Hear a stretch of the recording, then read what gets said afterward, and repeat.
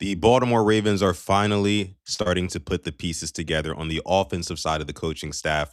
Before we get into that, though, like this video, subscribe to the channel as well. This is the Purple Rain Podcast, and you are listening to Quiet Storm Sports.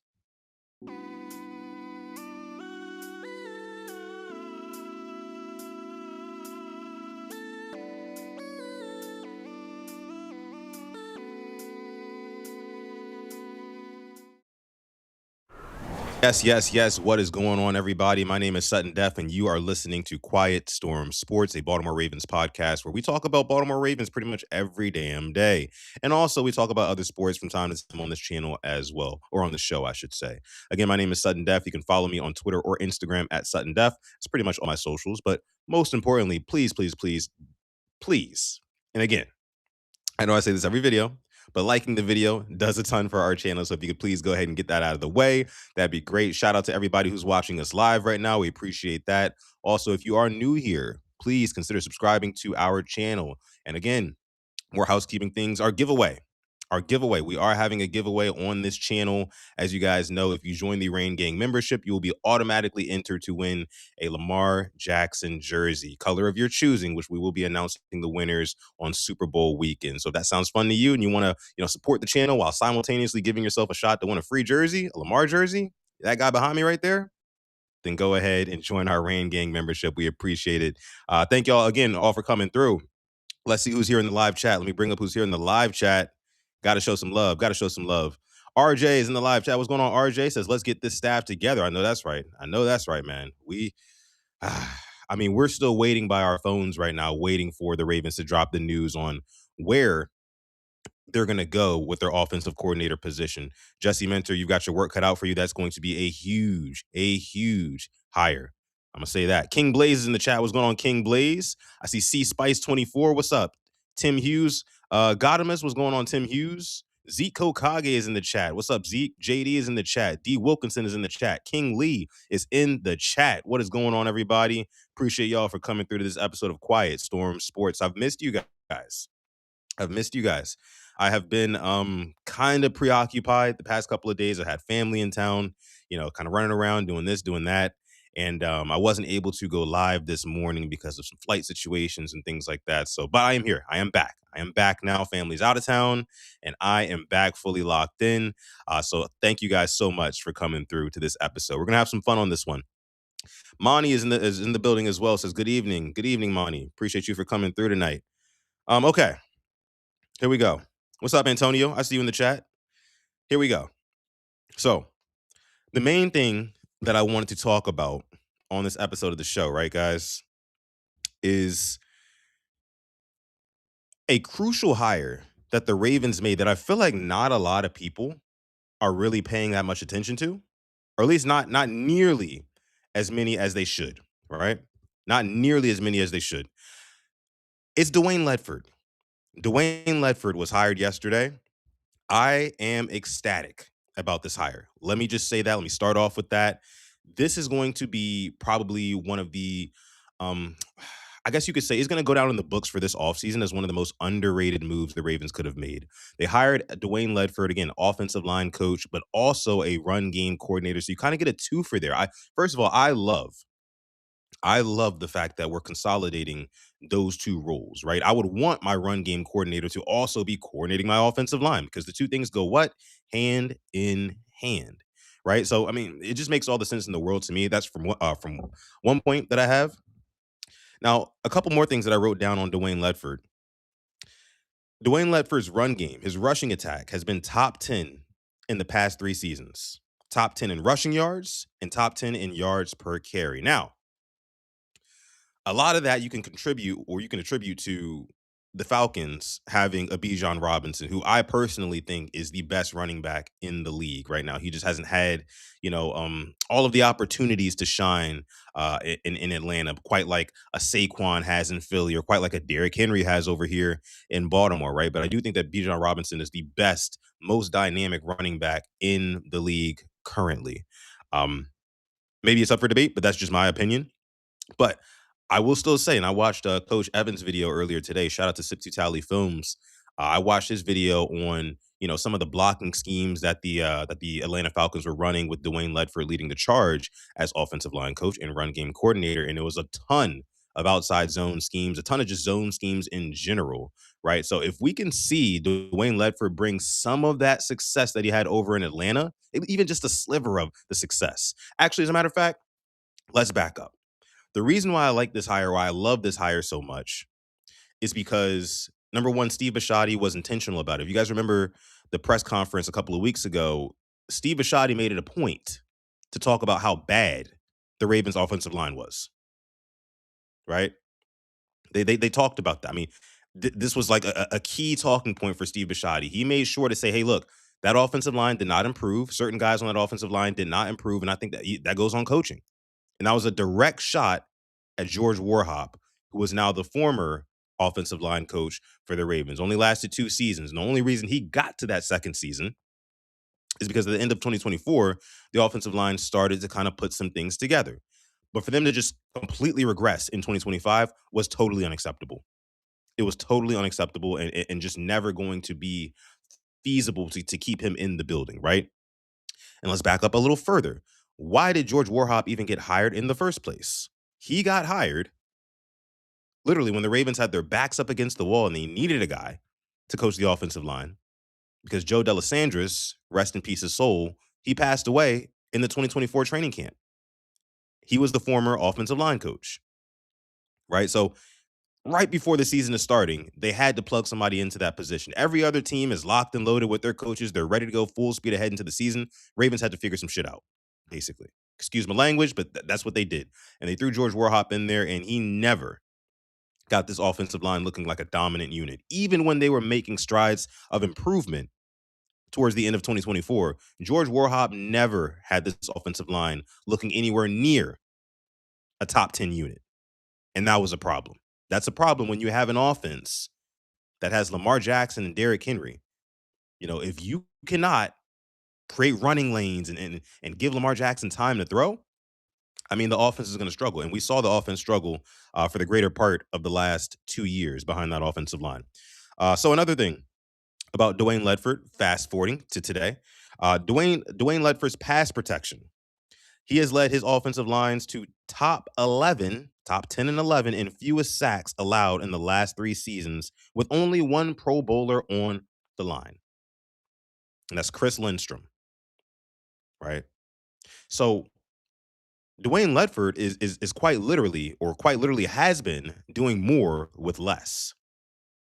And when you think about what he's going to be inheriting in Baltimore, you get a Pro Bowler in Ronnie Stanley, you get a Pro Bowler in Tyler Linderbaum, you get a pretty promising right tackle in Roger Rosengard, and he had his moments, but again, I think you can attribute a lot of the struggles this year from the offensive line. I think you can attribute it to coaching. Certain guys on that line, though, just as you guys know, what I'm talking about two cheeks on the left and right of the center, Voorhees and Daniel Falele. Even though Dwayne Ledford was getting more with less in Atlanta, I think he comes in to the Ravens and he cleans house. And when I say clean house, just get the guards out of there. Okay, we're gonna go in a different direction at guard. Period. Maybe, just maybe, you hold on to Andrew Voorhees and you give him one more year to see if he can improve. But if I'm Dwayne Ledford and he strikes me as this type of guy, I'm not gonna have my job on the line because I'm trotting out a less than average, a below average player at two of the most important positions on my line.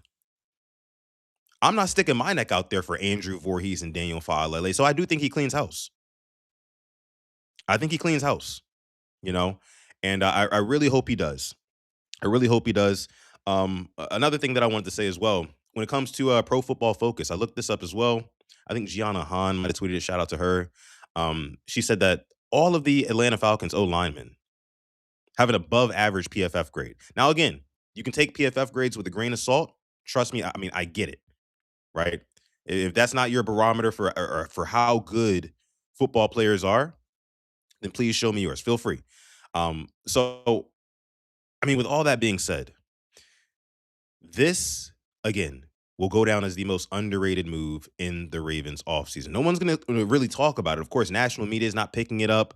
Nobody's talking about it, but the Ravens just landed a top 10 or top 5 offensive line coach in the National Football League who also doubles as a run game coordinator, right? So he's going to make the job easier on whoever the Ravens bring in at offensive coordinator. And we don't know who exactly that's going to be yet, right? We don't know if it's going to be a Nate Shieldhouse, right? We don't know if it's going to be, well, I guess it's not going to be a Davis Webb because the Broncos just fired their offensive coordinator. And I think we all expect for Davis Webb to get the nod and promotion there. Uh, the Jags are keeping their guys. I heard. I mean, we don't know exactly what's going to be. Joe Brady's the new coach of the Bills, head coach. I guess congrats to him. But it's going to make the job of the offensive coordinator a lot easier if you can just have the set it and forget it offensive line. And I think that's what Dwayne Ledford will be able to provide for this team. I love it. I personally love it. Let me see. Offensive coordinator from the Bears says Ravens. We're gonna get into that. We're gonna get into the offensive coordinator for the Bears and if he is a feasible option, if he is, a good enough candidate to come to the Ravens and coach up this offense. We'll see. We'll get into that. But let me see what you guys are saying in the live chat. Again, if you're watching live, shout out to you. If you're not watching live, please, please, please, please comment down below and shout out to you, hashtag replay gang. Appreciate y'all for coming through. But comment down below your thoughts, questions, comments, concerns, whatever you got about Dwayne Ledford. Do you like, love, or hate this hire? Me personally, again, I think that this is a home run hire. This is a hit. This is going to be a move that we look back on halfway through the 2026 season or maybe going into the playoffs. Knock on wood if the Ravens can make it there. We're going to be looking back on that and saying, hey, look, bringing that guy in has greatly, increased the productivity of Lamar Jackson, has greatly increased the productivity of a Derrick Henry who still ended the year second in total rushing yards, only behind James Cook by about 20 rushing yards. And he did it behind that offensive line. So if you give Derrick Henry even just a marginally better O-line, I can only imagine. Because honestly, Derrick Henry, and I said this during the season, it felt like a lot of the time he wasn't really trusting his gaps a lot. He wasn't trusting his gaps too well, and that's because the offensive line was just breaking down before he could even make it cross the line of scrimmage. Before he could even get to the line of scrimmage, I mean, guys were already in the backfield. Guys were chasing him down from the weak side. I mean, the O-line had nothing for Derrick Henry, and Derrick Henry he still ended top 3 in rushing yards. So I can only imagine you give Derrick Henry one of the best running backs in the game, hell, of all time. You give him one of the best offensive line coaches and best run game coordinators. Oh, it's going to be the sky's the limit. The sky's going to be the limit, and not even just for Derrick Henry. Okay, not even just for Derrick Henry. I mean, we're talking Keaton Mitchell as well. I fully expect Keaton Mitchell to be not a focal point of the Ravens offense, but he's going to play a much bigger role. He proved last year that there was no reason in hell to have him on the bench for the first, 6, 7, 8 weeks? Just riding the pine, healthy scratch. Made no sense. He came in, immediately started contributing. Immediately. So I think, again, with this new offensive line coach that we're going to get, I think we're going to get a little bit of musical chairs at the guard spot. Maybe they go draft for that. Maybe they go out and they buy a guy. Who knows? But I think that we'll have 2 new guards, at the very least 1. I think we keep Rosengarten on the right, of course, Stanley on the left, and Linderbaum in the middle if we can figure out something with this contract. And we're going to ride. We're going to ride with that. We're going to ride with that. Chike in the house. What's going on, Chike? Says Henry's about to have a 2,500-yard season incoming. Oh, I can only imagine. Because if Dwayne Ledford was doing what he was doing with Bijan Robinson, who, again, I think is the best, pound for pound, best running back in the league right now. I know he didn't finish with the best stats or anything like that, but, pound for pound, that guy is the truth. But I can only imagine what he's going to do with a Derrick Henry. A power runner who has top-end speed that is not that power runners are not supposed to have typically. All he can do with that, and then also Keaton Mitchell, that change of pace back, who's going to be able to run around literally the entire defense. I'm already excited for this 2026 season. Chef Spicy Rice says best offensive line coach in the league. Henry's about to go off. Yes, sir. Yes, sir. You know it. JD in the house. What's going on, JD? Chris M. I see you, Chris M, in the chat. One of our members here. Appreciate Chris, as always. Let me see. Let me scroll down here. Chat's moving. Chat's moving. Mad Rasta. What up, man? What up, Mad Rasta? Appreciate you for coming through. Don't forget to like this video, y'all. Subscribe to the channel if you are new here. Again, my name is Sutton Def, and you are watching Quiet Storm Sports on the Purple Rain Podcast YouTube channel. Love West, another one of our members in the chat. Shout out to you, Love West. Love West says, this is why I'm so excited for this season, because like any other year, we already knew what was going to happen or could make a good guess. But this year, we truly don't know. We could be the best or worse. That's true. There's a lot of uncertainty, but I think more excitement than uncertainty. You know what I mean? Because like we know we have the pieces. And that's what's been so frustrating being a Ravens fan. We know we have the pieces to get to the big game that now Sam Darnold of all quarterbacks are going to. Right? We know we have the pieces to get there. We just needed the leadership. We needed just a change of scenery in leadership. And that's what we're getting now. I love it. I mean, Dwayne Ledford is a white guy named Dwayne. I am now officially a part of the white dudes named Dwayne fan club, as I will be throughout this entire offseason and hopefully well in the next season as well. You don't see it all that much, all that often. Again, not that it matters. I said this last night, not that it matters, but it's just funny to me. It's just funny to me. But I'm very excited. I'm very excited. And it's so early in the offseason. Normally, guys, we're talking in late January, early February. I'm still reeling off of a Ravens heartbreaking into the season. I'm still like kind of in the dumps. I barely want to watch football, but like I'm full speed ahead, excited. I mean, last year is literally an afterthought. I mean, the season isn't even officially over. We still have the bowl, but I'm officially full speed ahead into next season. Free agency, draft, all that stuff coming up. Can't wait. And before you know it, we'll be right back to Ravens football. So if you want to rock out with us, because we will be covering every single piece of Ravens news here on this channel. Again, make sure you like the video, subscribe as well. We do have a super chat donation. We got a super chat donation. This one's coming from Always Blessed 410. Appreciate you dropping the $5 in the chat. Always Blessed 410 says, what's up, my guy? How do you feel about Bateman's Instagram post? Personally, I still want him on our team. Stay blessed. Thank you, brother. You stay blessed as well. When it comes to Mr. Rashod Bateman, myself and my co-host, Simply AS10, have been really big Rashod Bateman truthers. We have been really big Rashod Bateman supporters, even in the darkest of times. And yesterday, me and Alex, we talked about this, and we said that, when it comes to Rashod Bateman, it's probably time for a trade. It's probably time to go ahead and let him move on. I mean, this guy is he's not getting any younger. He's a great player. I think he's a great route runner. I think he has some really good top end speed as well. He's got some pretty good size on him.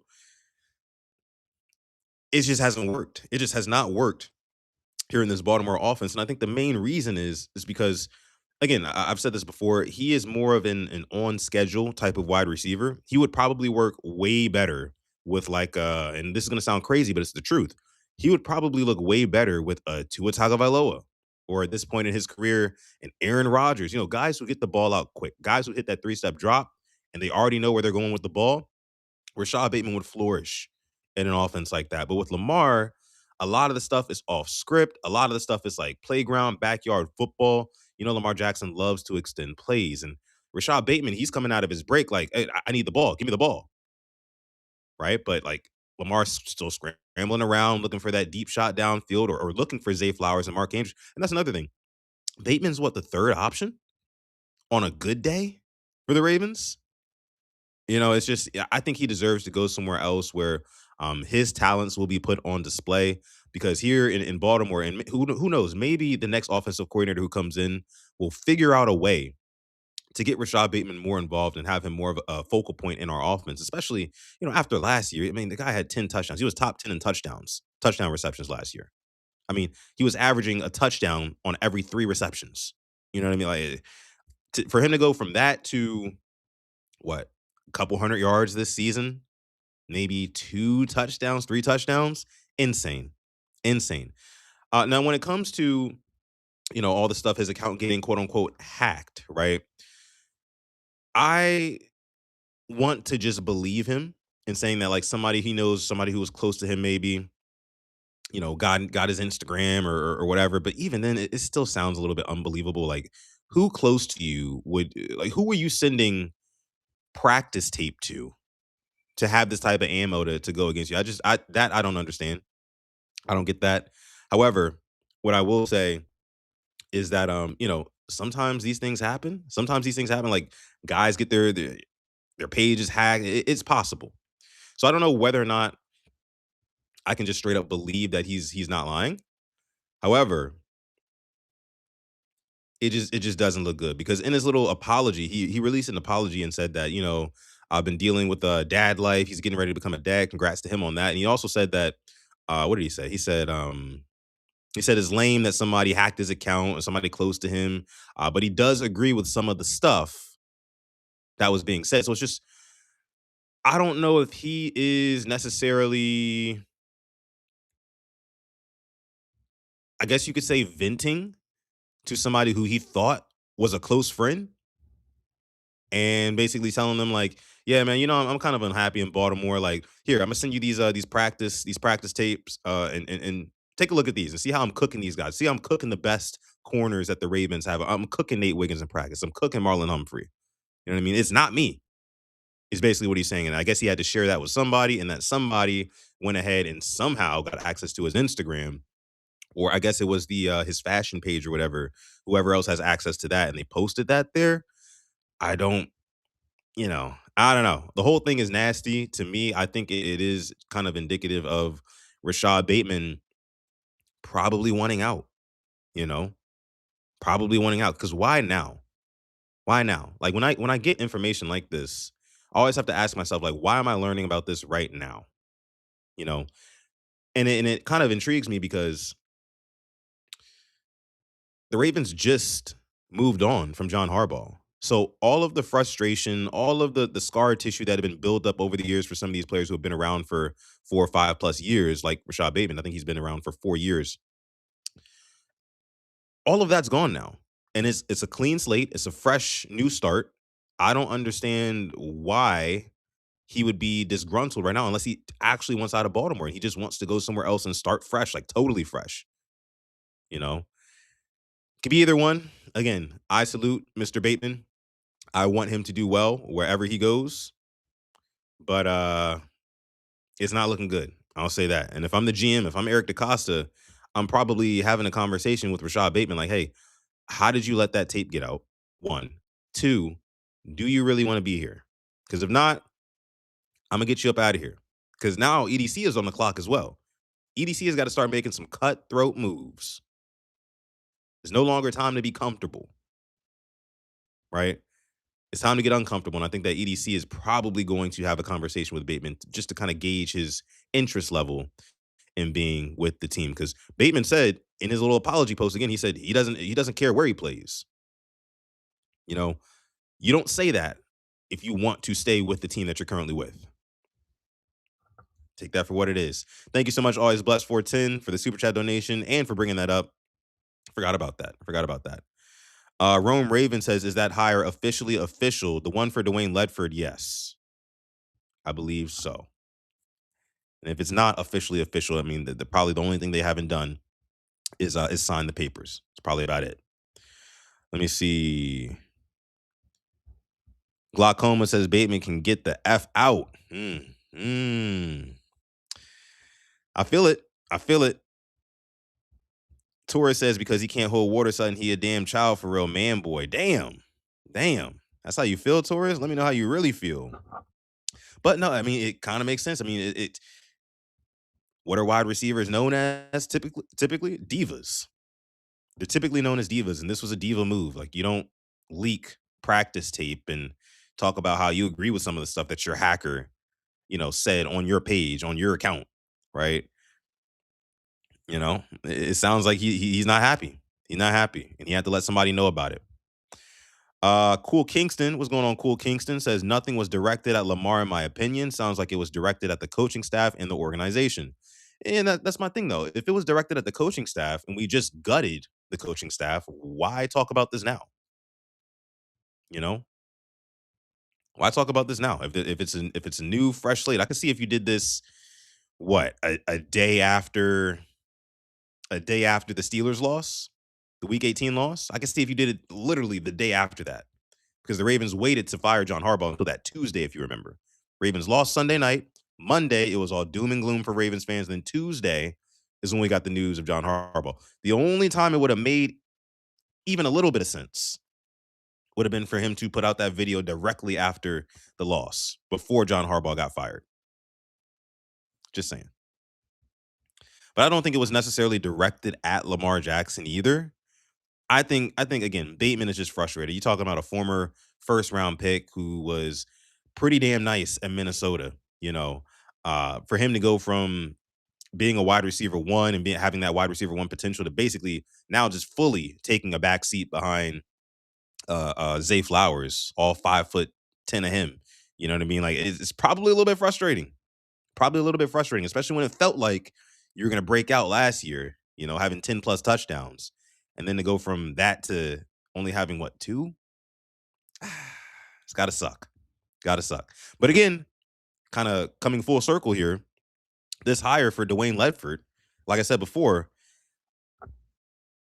his offensive line, pass protection wise, top 10 and 11 in the last 3 seasons in sacks allowed.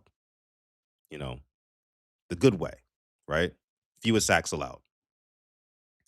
So that could potentially help out some of the receivers, some of the wideouts. I mean, a big problem was Lamar Jackson had no time to throw back there.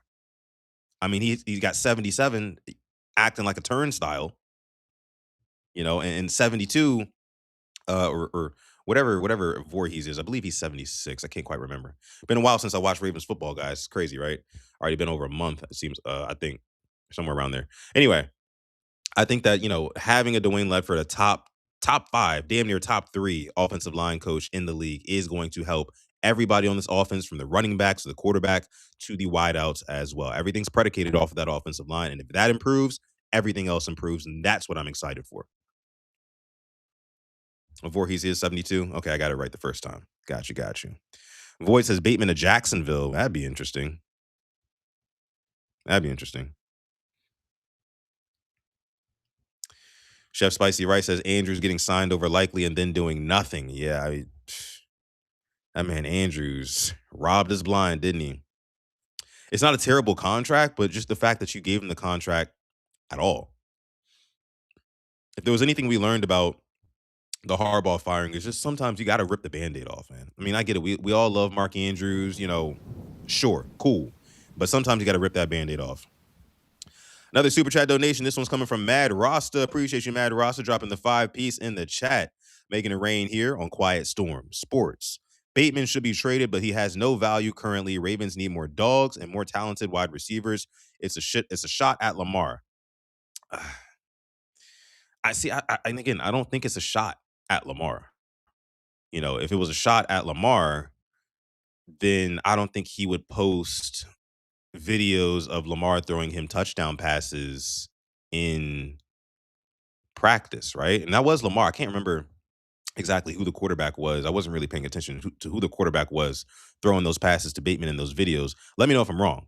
Let me know if I'm wrong, because I could be wrong on that, but I would have assumed that it would have been Lamar Jackson. I mean, if not him, I mean Tyler Huntley. Who are we talking? Cooper Rush? I don't know, but I think it was Lamar. I think it was Lamar. I think Monken struggled with figuring out how to get everyone involved. That's why Keaton didn't play for the first 6 games. Bateman and Likely's numbers all down. True. True. True, true, true. But yeah, I don't think it's a shot at Lamar, Mad Rasta. But you're right about one thing. He does not have very much trade value as it stands right now. Had he had a season this year like he had last year, and that would have been back-to-back seasons of him scoring a healthy amount of touchdowns and, you know, almost getting to or flirting with 1,000 yards receiving, then we'd be having a different conversation right now. We probably wouldn't even be having the conversation right now if he would have had another good year this season. He wouldn't be saying shit, you know. But because he had a down year and he feels like a lot of the fan base, some of the rumblings he's hearing is that, oh, Bateman, we should go ahead and let go of him. He's not doing anything for us. He's like, oh, wait, well, hold on now. Wait a minute. Wait a minute. Let me remind y'all, I can cook any one of these dudes who play defense for the Ravens. I'm just not being showcased on Sundays. I mean, Rashod Bateman is averaging how many targets a game? Let's be real. He's only averaging what? He gets maybe what, 3 targets a game? 4 on a good day? He's not really getting targeted like that. So it's got to be frustrating for him. But it definitely is hurting his trade value. Definitely hurting his trade value. All right, all right.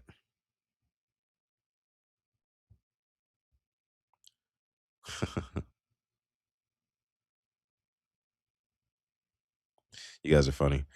Brian Thomas Jr. for Bateman, says Quincy. Shout out to Quincy, member here in the chat. Also, Void, another member in the chat as well. Appreciate y'all for coming through. Appreciate y'all for coming through. If y'all win that jersey on the giveaway, what color y'all want? Y'all want that purple, that white? I think I need a white Lamar Jackson jersey. I need to get a white one. I don't have a white one yet. Ashley, another one in the chat, another member. Appreciate you. Appreciate you for coming through, Ashley. But Brian Thomas Jr. for Bateman,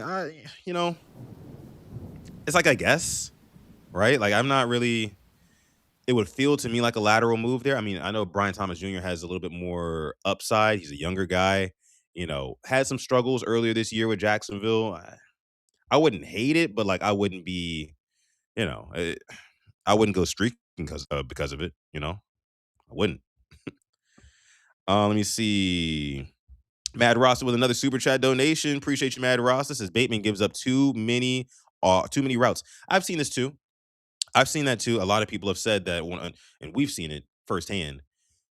Rashod Bateman kind of giving up on routes. You know what I mean? But I just think that and somebody said this. Somebody said this. I think I saw it on Twitter. One of the harder things about being a wide receiver is that number one, so many things have to go right in order for you to succeed. Offensive line, play calling, quarterback, all that stuff has to go right in order for you to succeed as a wide receiver. But if you're a wide receiver like Bateman, who needs all that stuff to go right, and then you're also still only getting 3 targets per game, like it's just, you would think that, yeah, you would fight for every single opportunity, but like sometimes those opportunities can, like, I don't want to say necessarily like sneak up on you, but yeah, kind of. If I'm only getting 3 targets per game, maybe 4 again on a good day, I just don't know. I just don't know. You know, if I know I'm not a focal point in this offense, it's like I hate saying it like this because it's such a loser ass mentality, which sucks about this whole thing. But again, just mentally, I think sometimes he can be out of it because again, he's just not a focal point. They don't know how to get him involved. They just don't, not consistently at least. Again, this is a former first round pick getting 3 targets a game. You know, so it sucks. It sucks, but yeah. Mm, mm, mm, mm.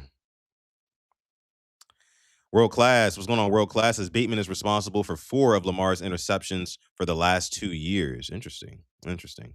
Some of those be bouncing off of his hands, and it gets ugly sometimes with Bate. It gets ugly. Let me see here. I think my guy Quincy said that he wants the color rush jersey if he wins that jersey. Okay, okay. Void says he wants the black one. Okay, all right. I have the black one. The black one is sweet, but that color rush one, man, you're right. I didn't even think about that. I'd either go color rush or white. Let me see another super chat donation. Mad Rasta just making it rain today. Appreciate you, Mad Rasta, dropping the 2 piece in the chat. Says too many excuses for him. Yeah, yeah, a lot of excuses. I mean, but just like Steve Bisciotti said that the lack of production from the offensive line had a lot to do with coaching. I think that the lack of production from Rashod Bateman had a lot to do with coaching as well, because there's no way you can tell me that this guy has no skills. DeWiz, appreciate you joining the Rain Gang. Automatically enter for that jersey. Let me know which color you're going for, man. Um, but yeah, hell, I lost my train of thought for a second. But thing is, Rashod Bateman, man, he's just not. I just don't think he's satisfied here. And as somebody who again is a Bateman truther, I want to see him do well. I actually really want, just to kind of prove a point, I want to see him in another offense, right, with another quarterback, who was more suited to his play style. But that's what I was saying. You can't tell me that he doesn't have the proper tools in the toolbox, Rashod Bateman, to get the ball, like to get opportunities on this roster. You just can't tell me he doesn't have that. He's got the route running, right? Again, he's got the size. You know what I mean? Like he's a first round pick. If you do not want to get any ROI out of your first round pick 4 years in, it's probably time to go ahead and move on from him. So we'll see what Eric DaCosta does. We'll see what Eric DaCosta does. He just don't got the mentality. Ah, yikes. Yikes. Anywho, let's go ahead and move on here. Let's move on here. Sticking with the offense. I guess the theme of this episode is the offense, right? The Ravens are finally starting to put together the pieces on offense. We heard about, of course, Jesse Minter. He's the new head coach, and more on him soon. Mike Mickens, new DB coach. But now we've brought in Dwayne Ledford to coach up this offensive line. And again, he's a top 3 offensive line coach in the league, damn near the best. So that's going to really bode well. And the only reason why Atlanta let him go is because Kevin Stefanski took over as head coach for them, and he brought in who was it, Bill Callahan, his guy, to coach up the O line. So that left Dwayne Ledford without a job and landed over here in Baltimore. I think he's going to be amazing. 49 years old, guy looks like he's tough as nails, looks like he holds guys accountable, right? And from every account that I've seen, that's exactly what he does, right? And the scheme matches perfectly what we do here in Baltimore. Those zone runs were highly effective with Derrick Henry this year behind that offensive line. So I can only imagine upgrading that unit with some players, again, some musical chairs at the guard spot, and then a new coach. I mean, Derrick Henry, he could turn back the clocks again. I mean, I'm talking a 1,700 yard season. Dare I say 1,800 yard season rushing at what, 32 years old, 33 years old? I think Derrick Henry will be by that time. Sky's the limit, y'all. But moving on here. So earlier today, or yesterday it was, I think, I caught wind that the Ravens had put in a request to go ahead and interview the Bears offensive coordinator, Declan Doyle. Declan Doyle. And the first thing that I thought about when I read that name, I was thinking to myself, like, Declan Doyle, like, how many adults do I know named Declan? Right? I was like, this guy's got to be young, got to be a young cat. So I went and I looked them up, did my little Googles, and I saw that Declan Doyle was born in 1996. He just turned 30 years old. Declan Doyle, again, Bears offensive coordinator. The Ravens have requested to interview him for the Ravens OC job. He's 30 years old, actually younger than me, which is crazy for me to think about. Maybe I'm just getting old, or these boy geniuses are really taking over the league. But he's only been the offensive coordinator for 1 year with the Bears. And another thing, and I'm going to go on a tangent here a little bit, guys, on why bringing in Declan Doyle doesn't make sense for the Ravens, nor does it make sense for Declan Doyle. And here's why. Let me break it down for you guys. Let me break it down. Declan Doyle, 1 year of offensive coordinator under Ben Johnson, head coach, who, as we all know, Ben Johnson is one of the greatest offensive minds in the National Football League as it stands today. It doesn't make sense for the Ravens to go ahead and poach his OC, Ben Johnson's, because his OC does not call plays. Now, if the Ravens were to have hired an offensive-minded head coach, then it would make more sense to bring in an offensive coordinator like Declan Doyle, because an offensive-minded head coach would call the plays himself, and Declan Doyle could be developmental underneath him. But since Declan Doyle does not currently call plays with Ben Johnson, not that he never could, hell, Nate Shieldhouse doesn't do it either, But since he doesn't call plays, it just doesn't really make a whole lot of sense to bring him in as the Ravens OC. Doesn't have a whole lot of experience, super wet beyond the ears, right? And does not call plays. Now, you would think that for Declan Doyle, it would make sense for him to go ahead and get a new job, OC job. I mean, it would be a lateral job, but he would get to call plays and get that experience. But the thing is, if you're Declan Doyle, it doesn't make sense for you to do that because I've only been with Ben Johnson for a year. Why not hang out with Ben Johnson for a couple more years, soak up all this knowledge? I mean, the head coaching jobs and the offensive court, those jobs will be there. I'm already an OC. Why am I going to go over to? I mean, he turned down the Eagles OC job. You guys hear about that? Declan Doyle just yesterday or a couple days ago withdrew his name as a candidate for the Eagles offensive coordinator position. The Eagles, who just are coming off the Super Bowl, they're still the defending champs until 2 weeks from now. Said, nah, I'm good. I'm all set on the Eagles, said Declan Doyle.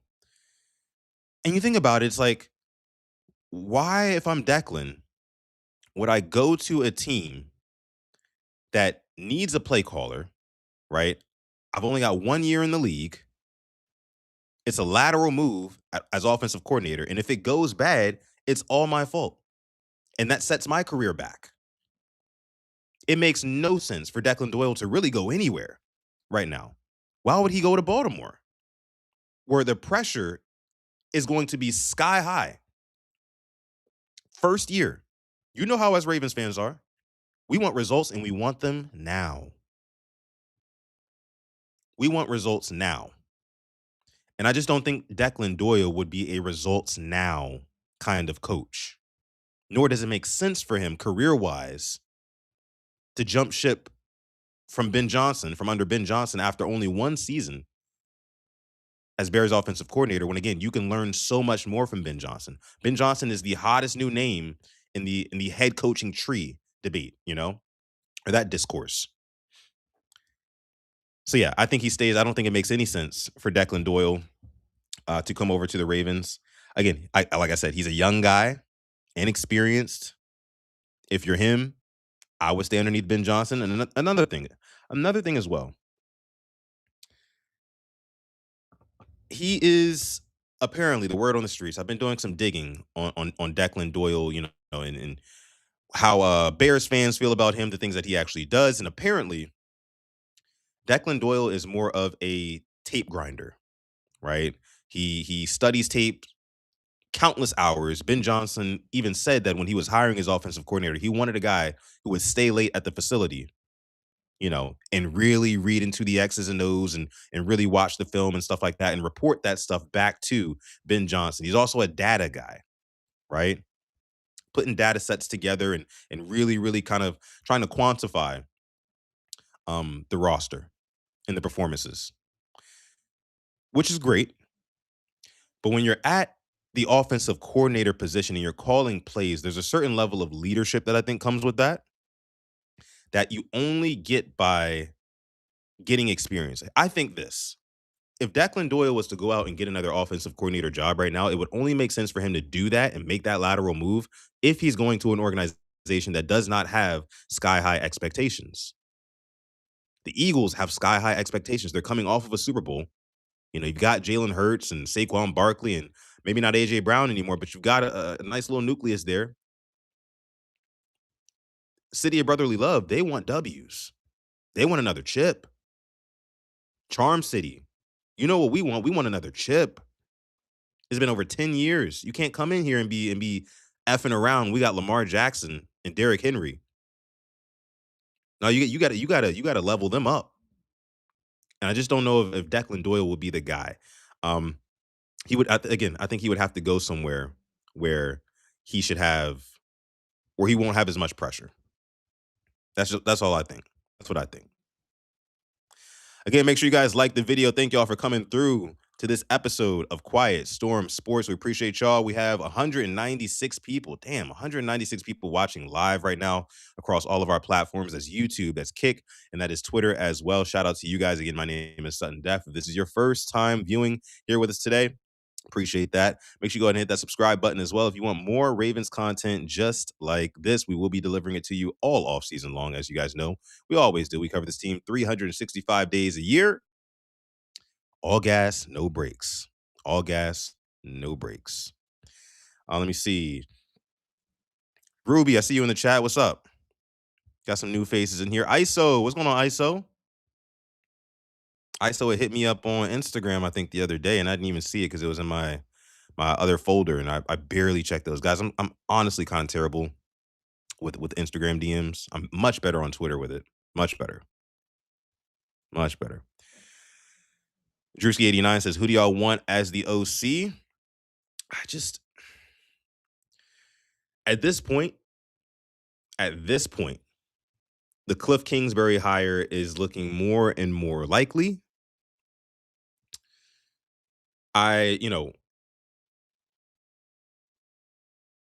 Shieldhouse was one of the guys who I really, really wanted. And Nate Shieldhouse and Declan Doyle, they share some similarities, in the sense that they both have head coaches who are offensive geniuses who call the plays and they're just kind of underneath them. But the thing about Nate Shieldhouse and why Sean McVay and all the guys in LA give him his flowers is because he's the play designer, right? He is the mind who imagines these plays and brings them to Sean McVay and brings them to Mike LaFleur and says, "Hey, look, this is what we should run. I've been working on this." And they say, "Okay, look, we'll install it on game day. We'll see if it works." And as you saw this year, the Rams, they had a lot of plays that worked very well for them to the tune of, Devontae Adams turning back the clocks and scoring a crazy amount of touchdowns. I don't know the exact number, but that guy had more touchdowns this season than he's probably had in the last couple of seasons. I'll say that.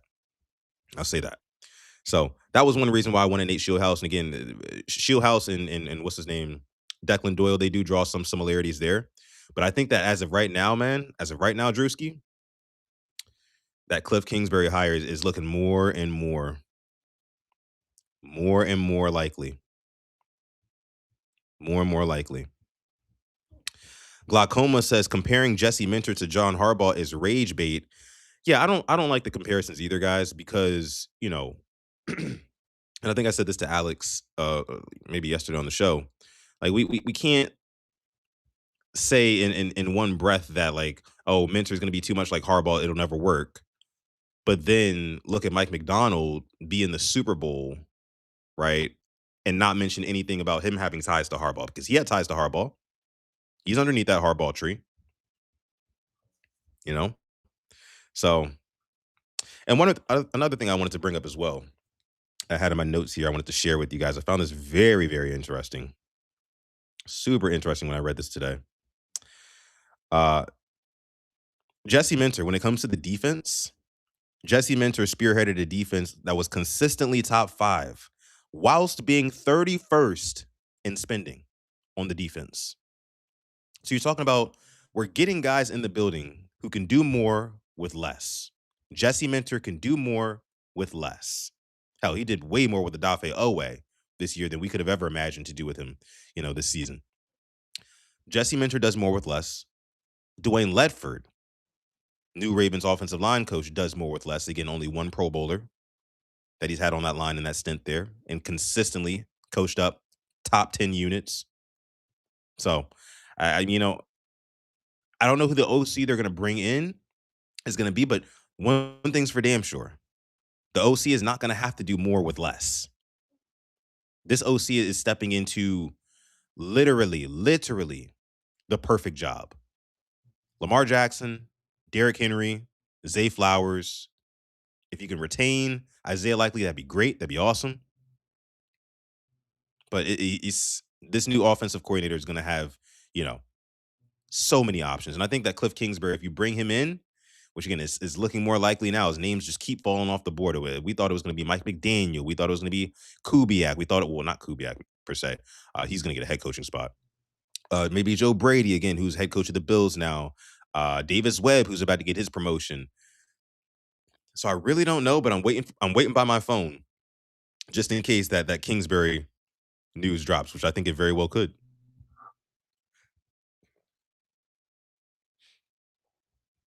World class has problem with that is that they've already spent more, which is why I think you're going to see some turnover this offseason. World class. I think you're going to see some turnover. I think again, like I said, Eric DaCosta knows now's not the time to sit on my hands and get comfortable, right? Maybe we move a Marlon Humphrey. Maybe we maybe we offload. I don't know Roquan Smith. I don't know. I think we could offload some of those heavy defensive contracts, and if we do, I think it would be very good. Hashtag defund the defense. Shout out to my guy Jose. Now that we have a defensive minded head coach who we've seen been able to do great things with very young players, that's an efficient way of running a team. You don't need the best talent, right? You don't need the most stars and whatnot. Even though EDC says he's going to get a big ticket player this offseason, which I think is going to be an edge rusher, you can still make do, and that's what Jesse Minter does. So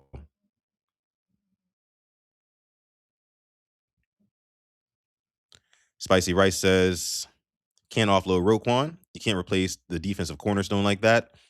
If Roquan Smith is the cornerstone of this defense, then we got bigger fish to fry, brother. I'm gonna say that. About the only thing that Roquan Smith is the cornerstone of is the pregame hype speeches. That's about it. That's about it. I you know I don't see him really impacting much else, to be honest with you. But okay. Let me see. Let me see. Yes, I got that. And another thing that I found interesting, I didn't think about this until earlier today.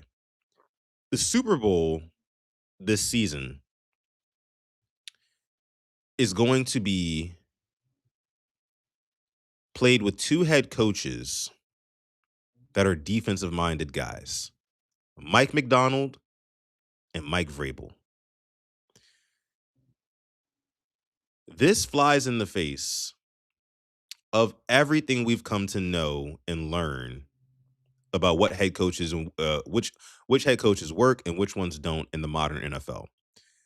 For the greater part of the past decade, it seems like offensive minded head coaches, the Shanahans, the McVays, you know what I mean? Those guys have been in the big game.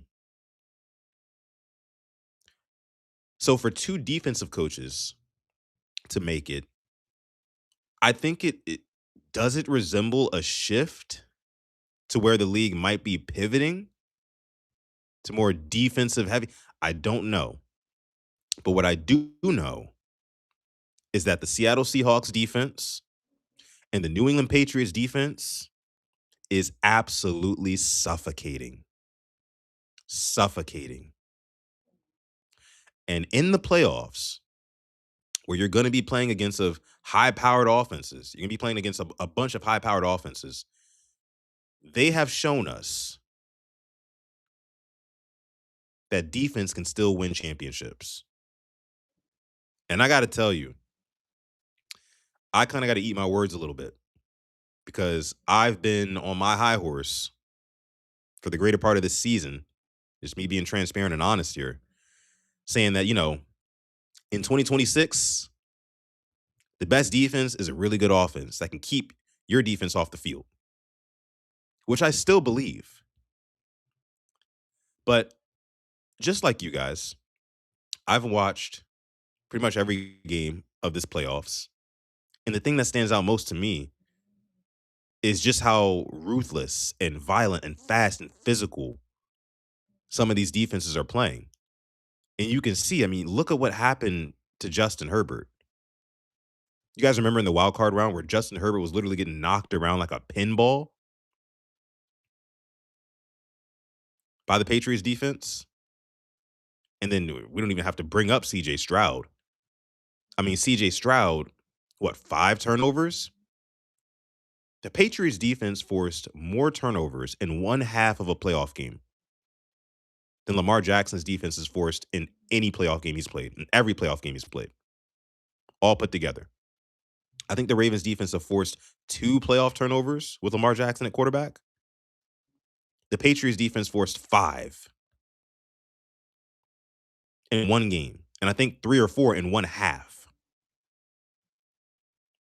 That is what championship football is about: a suffocating defense that can take the ball away.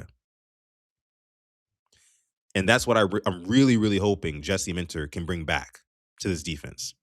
There's absolutely no reason. You talked about the cornerstone of the defense. It's definitely Kyle Hamilton now that I think about it. Not Roquan Smith. It's Kyle Hamilton. But with all of those pieces, I think that Jesse Minter should be able to get this defense to a place similar, at least, to what we see from these championship teams that are getting ready to play in the Super Bowl in a couple of weeks. And if the Ravens can get there and they nail the offensive coordinator hire, and also at the same time, of course, evolve the Ravens offense,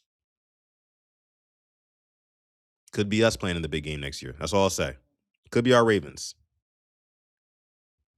Could be our Ravens.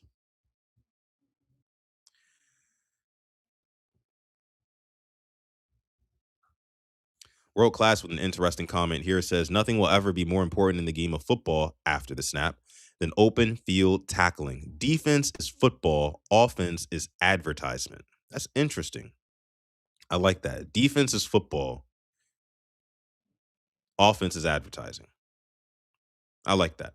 Because, the league loves offense. I mean, a lot of people said I was bitching and complaining and moaning about the AFC Championship game basically having zero offense because of the weather and stuff like that.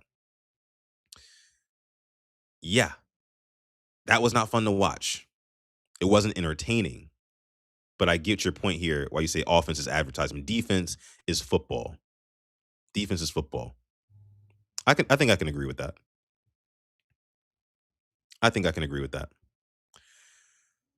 So far, Mentor is getting some well-respected coaches on his staff, says Khalil Bowling. That's true. I mean, so far, so good. So far, I'm gonna have to give it an A+. Mike Mickens and Dwayne Ledford, two very solid hires. Mike Mickens, again, worked with the likes of Sauce Gardner, worked with a Kyle Hamilton. Worked with Kyle Hamilton. I Whew, man. We could potentially see a whole nother level out of Kyle Hamilton. And let's just please, like Jesse Minter, don't do what Zach Orr did and have Kyle Hamilton constantly running into 300-pound linemen. Let's find more creative ways to use Kyle Hamilton. I don't necessarily want him blitzing through, trying to get through the A gap, right, and taking on a center head first. Or a right guard. I'm cool on that. I'm cool on that. Jesse Minter, I need you to understand how how important that front four is going to be. John Jenkins is not enough, and I think we extended him, if I'm not mistaken. Travis Jones, as much as I love him, 5 sacks this season, really, really held it down in Nnamdi Madubuike's stead. Not enough. And running Kyle Hamilton into a brick wall, even though sometimes he gets through that wall, which is super impressive. Again, is just not conducive to a long, healthy career. And we need Kyle Hamilton on that field. You guys saw what happened after we lost Kyle Hamilton in that Week 18 Steelers matchup. The defense completely folded. So please, Jesse, this is from me to you, Jesse. And I know you're not listening, but if you are, on the off chance, find other ways to use Kyle Hamilton. Thank you. All right. Kyle needs to work on catching the ball. Facts. Kyle drops 9 out of 10 interceptions.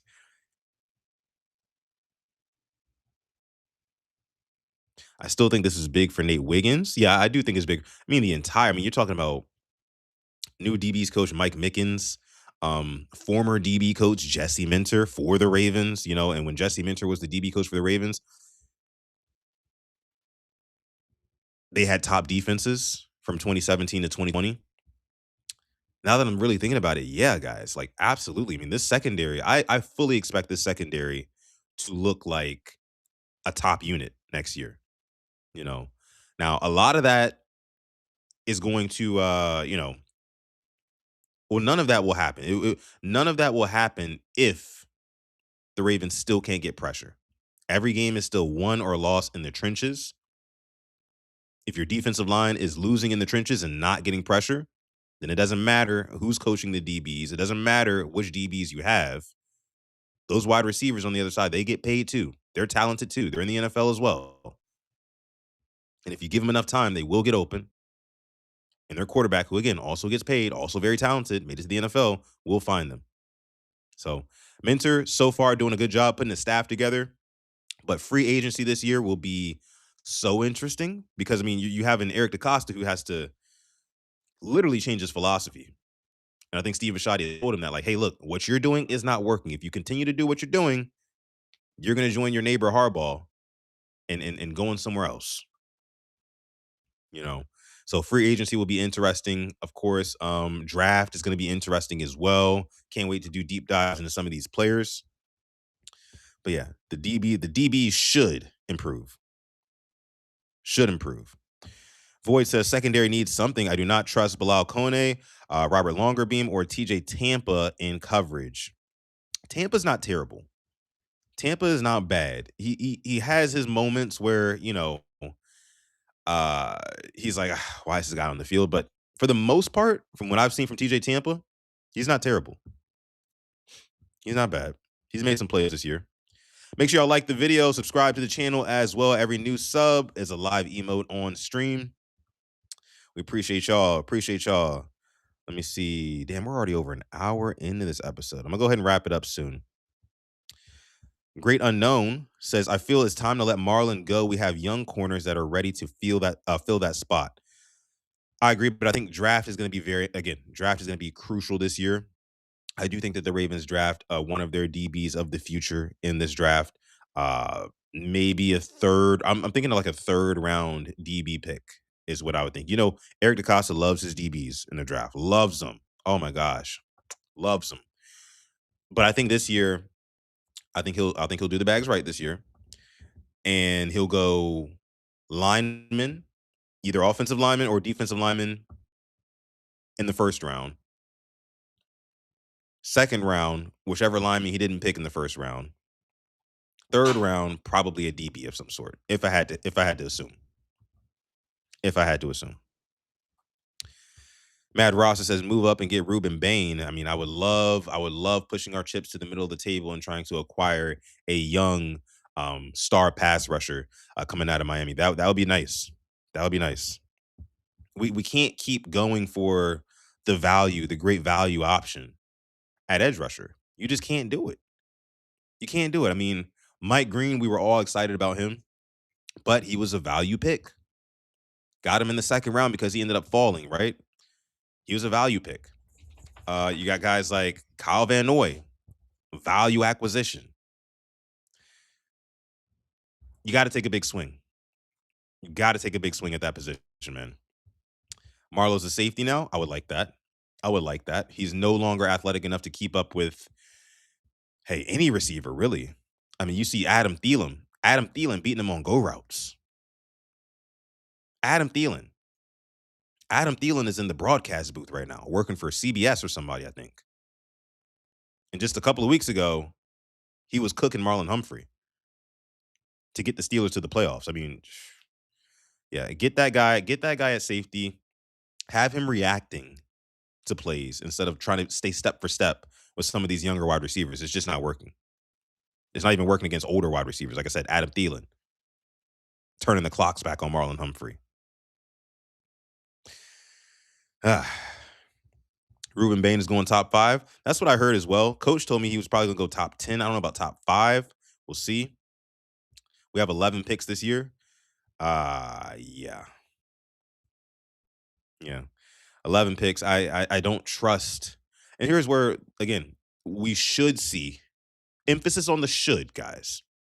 We should see the philosophy change before this upcoming draft. If the Ravens go into the draft with 11 picks,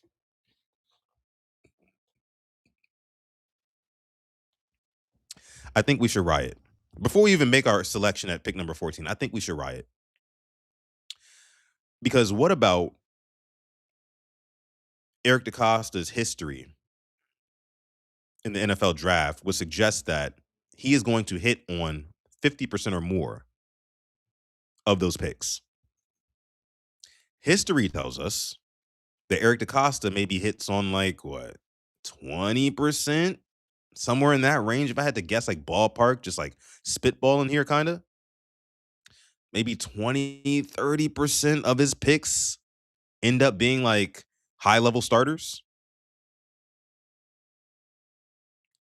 It's no point in going in there with 11 picks and coming out with a bunch of guys who you're either not going to play, they're not going to perform, not going to be on the roster by the time the season starts or by mid-season, whatever. It's just, I don't know. I don't know. Ah, 7 of those picks will be defense. Mm, you're probably right about that, to be honest with you. I mean, we got a defensive-minded head coach now who's going to be very collaborative, I'm sure, with Eric DeCosta in that war room while they're drafting. This will be their first draft together, and Minter's probably going to want to go after some of his guys that he thinks can really contribute to this defense. So yeah, it's going to be a lot. It's going to be a lot of defensive picks. I'd say the majority of the Ravens draft will probably go towards the defense, which also leads me to believe that yeah, they might be getting ready to cut some of these get some of these contracts out of here. Again, maybe Marlowe's not a Raven next year. We'll see. We'll see. Somebody in the chat says Mike Green is a bust. I don't think Mike Green is a bust. He's not a bust. He just he doesn't have the size, right? He doesn't have the power. I mean, he's got the pass rush moves. He just needed a better coach. That's for sure. Jesse Minter will coach up Mike Green far better than Zach or John Harbaugh ever could. Right. And the proof is just in the pudding from what Jesse Minter has been able to do at Michigan, what he's been able to do. I mean, winning a natty at Michigan, what he's been able to do with the Chargers, coaching them to be in a top 5 unit by the time the year was over. Mike Green I think he will be unlocked by Jesse Minter. Now, Jesse Minter has got to tell Mike Green, hey, look, you got to put on 10, 15 pounds of muscle, big dog. You got to put on 10, 15 pounds. This is not the Sun Belt Conference at Marshall, right? These guys aren't the Marshall tackles who are probably selling insurance right now. You know, not that anything's wrong with that, but there was a lot of those guys that he was getting past, in college, probably not playing football right now. So you got to beef up a little bit because these guys in the league, they are big. I mean, there were times where, again, Mike Green, he just looked incredibly undersized, just trying to do just simple bull rushes, right? Guys were just standing him up. It was just like you got offensive tackles who are just literally standing flat footed, just standing Mike Green up. Mike Green, he churning his legs, and quarterback gets the ball out. You got to put some weight on, big dog, because these guys in the NFL, they're not no little boys. They're not little boys. Um, Greg Carter says let Jesse pick all 11 draft picks himself. Yeah, yeah. Honestly, I wouldn't mind it. Give him a shot. Give him a shot. And I think we're underestimating how much attention Jesse Minter is going to pay the offense. This is his first time being a head coach. And a head coach's job, while he's a defensive minded guy, yes, and I'm sure he'll probably be a little bit more hands on with the defense as opposed to the offense. But I even think his influence on offense is going to make a difference. I just do. Um, Again, like I said in my YouTube short, he's got the sharp. He's got the how do you say, like, I use the word perspicacity in my YouTube short. Basically means like he's young, he's cunning, right? Innovative, right? Like attention to detail is very, very good with that. I think that translates to the offense as well. Translates to the offense too. So I hope whatever offensive coordinator he gets, they're on the same page. because that offense needs to turn up. That offense needs to evolve past what we've seen the past couple of years. I'll say that. Perspicacity. Yes, yes, yes, yes. Yes, yes, yes. Big word. Big word. Um, let me see. Flagship Fantasy asking about tackles. Tackle. Sutton, who do you think about? What do you think about Jennings Dunkers from Iowa? He's a tackle but projects to guard. Vincent is a true tackle. Dunker gives me Jensen vibes. Another great. I have to look into him. I actually haven't. I have not looked into this tackle that you're referring to, Flagship Fantasy, but I'm going to write that down. Matter of fact, right now, I'm going to look into him. Thank you for that.